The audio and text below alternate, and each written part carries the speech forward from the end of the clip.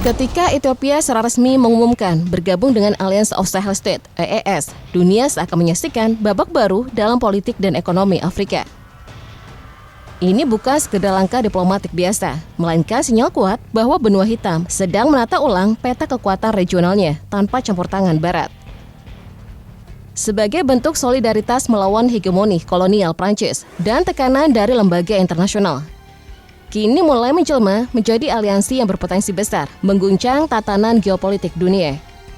Dan ketika Ethiopia, negara dengan sejarah panjang perlawanan terhadap kolonialisme, ikut bergabung, pesan yang tersirat sangat jelas. Afrika sedang bangkit, dan kebangkitannya tidak lagi bergantung pada kekuatan Eropa. Langkah Ethiopia ini tak bisa dilepaskan dari konteks panjang sejarahnya sebagai simbol ketahanan dan kedaulatan di Afrika. Negeri yang pernah dipimpin Kaisar Haile Selassie ini adalah satu dari sedikit negara di Afrika yang tidak pernah sepenuhnya dijajah. Ia menjadi pusat semangat Pan-Afrikanisme, bahkan menjadi tuan rumah bagi Uni Afrika di Addis Ababa. Kini bergabungnya Ethiopia dengan AES menunjukkan bahwa semangat itu hidup kembali. Semangat untuk menentukan nasib sendiri tanpa dikendalikan dari luar. Dengan populasi lebih dari 120 juta jiwa, posisi geografi strategis di tanduk Afrika, dan militer yang kuat, Ethiopia bukan sekedar anggota tambahan. Ia adalah kekuatan baru yang dapat memperluas cakupan pengaruh AES jauh melampaui wilayah Sahel. AES dibentuk sebagai respon terhadap intervensi dan dominasi asing yang terus mencengkram negara-negara Afrika Barat. Ketika negara pendirinya, Burkina Faso, Mali, dan Niger, semuanya mengalami kudeta militer yang didorong oleh kekecewaan rakyat terhadap pemerintahan boneka yang tunduk pada kepentingan Barat. Di bawah kepemimpinan para pemimpin muda seperti Ibrahim Traoré di Burkina Faso, Assimi Goïta di Mali, dan Abdourahmane Tiani di Niger, AES mulai mendefinisikan arah baru Afrika yang berdaulat dan mandiri. Mereka menolak dikte dari Paris, Washington, dan bahkan lembaga keuangan dunia seperti IMF dan Bank Dunia. Aliansi ini menekankan kemandirian ekonomi, kerjasama militer, serta solidaritas politik antar sesama bangsa Afrika. Ketika Ethiopia masuk ke dalam lingkaran ini, peta kekuatan AES berubah secara signifikan. Secara geografis, AES kini tidak hanya terbatas pada Afrika Barat. Dengan Ethiopia di dalamnya, aliansi ini kini mencakup bagian timur benua, menciptakan jembatan politik dan ekonomi dari Sahel hingga tanduk Afrika. Ini merupakan langkah strategis yang menghubungkan dua kawasan dengan sejarah dan dinamika yang berbeda, namun memiliki nasib yang sama. Keduanya menjadi korban eksploitasi sumber daya dan campur tangan asing selama berabad-abad. Kini kedua kawasan itu sedang bersekutu untuk mengubah arah masa depan mereka sendiri. Ini merupakan langkah strategis yang menghubungkan dua kawasan dengan sejarah dan dinamika yang berbeda, namun memiliki nasib yang sama. Keduanya menjadi korban eksploitasi sumber daya dan campur tangan asing selama berabad-abad.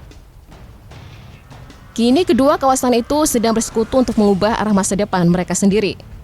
Motivasi Ethiopia bergabung dengan AES juga sangat masuk akal. Negara ini tengah berjuang untuk pulih dari konflik internal di wilayah Tigray dan tekanan ekonomi yang meningkat akibat sanksi serta isolasi dari Barat. Dalam konteks itu, AES menawarkan sesuatu yang berbeda, solidaritas regional tanpa syarat politik. Ethiopia melihat bahwa AES bukan sekedar blok militer, melainkan wadah untuk kolaborasi ekonomi dan diplomatik yang bebas dari ketergantungan kolonial. Selain itu, kerjasama dengan negara-negara seperti Burkina Faso dan Mali yang sedang membangun sistem ekonomi alternatif berbasis sumber daya lokal bisa membantu Ethiopia memperkuat kemandiriannya. Langkah ini juga mempertegas arah baru Afrika dalam politik global. Di tengah meningkatnya persaingan antara kekuatan besar seperti Amerika Serikat, Rusia, dan China di Afrika, AES muncul sebagai poros ketiga. Blok yang berupaya menolak permainan geopolitik lama yang selalu menjadikan Afrika sebagai papan catur. Dengan Ethiopia di dalamnya, AES kini memiliki kekuatan politik dan militer yang jauh lebih besar untuk bernegosiasi dalam berbagai forum internasional. Addis Ababa, yang selama ini menjadi pusat diplomasi Afrika, kini akan memainkan peran yang jauh lebih aktif dalam menentukan arah kebijakan blok ini. Keterlibatan Ethiopia juga membawa potensi ekonomi yang besar. Negara ini adalah salah satu perekonomian terbesar di Afrika. dengan sektor pertanian dan energi yang berkembang pesat. Jika EES berhasil mengintegrasikan potensi ekonomi Ethiopia dengan sumber daya alam melimpah yang dimiliki Mali, Niger, dan Burkina Faso, seperti emas, uranium, dan tembaga, maka blok ini bisa menjadi kekuatan ekonomi baru yang mandiri dari Barat. EES juga tengah menjajaki kerjasama energi lintas batas, termasuk kemungkinan pembangunan jaringan listrik regional dan pengelolaan sumber daya air lintas negara. Dalam konteks ini, Ethiopia dan proyek bendungan raksasa Grand Ethiopian Renaissance Dam (GERD) memiliki peran vital dalam menjamin ketahanan energi Afrika. Namun tentu saja langkah besar ini tidak akan berjalan mulus. Bergabungnya Ethiopia ke EES juga memunculkan kekhawatiran di kalangan negara-negara barat dan bahkan di beberapa anggota Uni Afrika sendiri. Mereka menilai EES bisa mengancam kesatuan benua karena pendekatannya yang dianggap terlalu radikal terhadap Barat. Tapi dari sudut pandang rakyat Afrika, EES justru menjadi simbol keberanian dan kemandirian.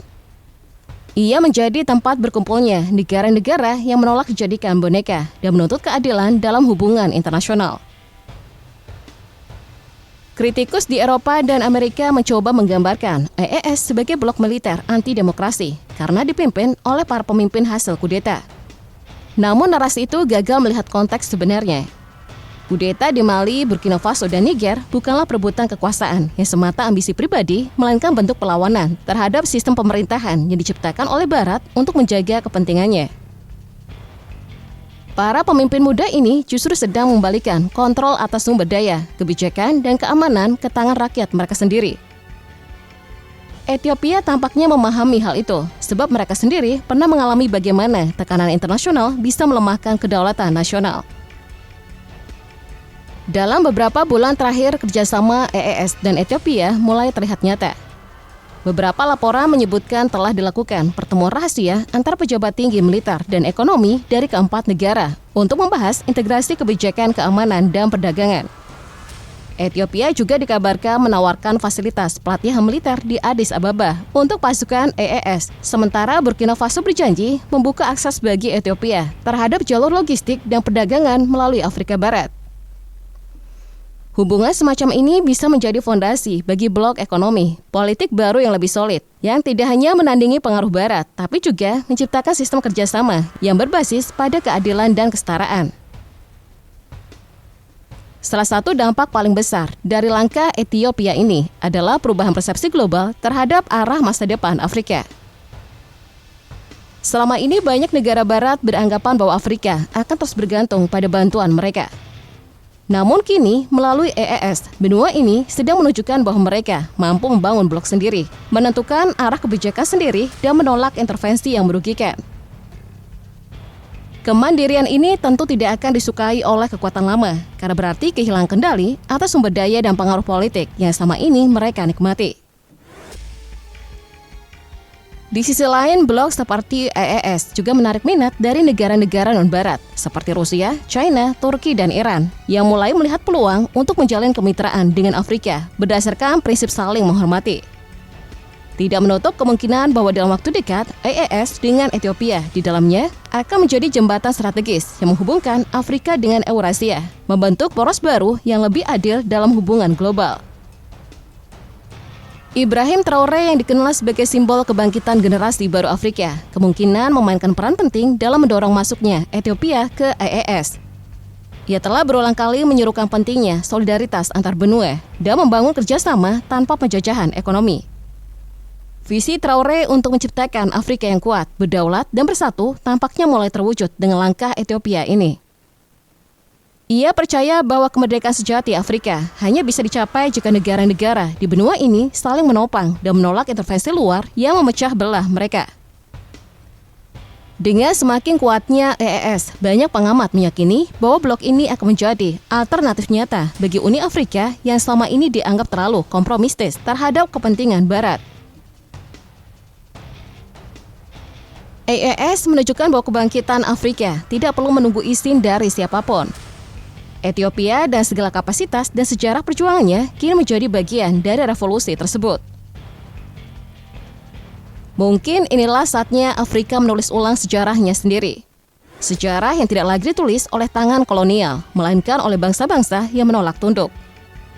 Bergabungnya Ethiopia ke dalam EES bukan sekedar langkah simbolik, melainkan tonggak sejarah yang menandai dimulainya babak baru kebangkitan Afrika. Sebuah babak di mana solidaritas lebih kuat dari dominasi dan kemandirian lebih berharga dari bantuan asing.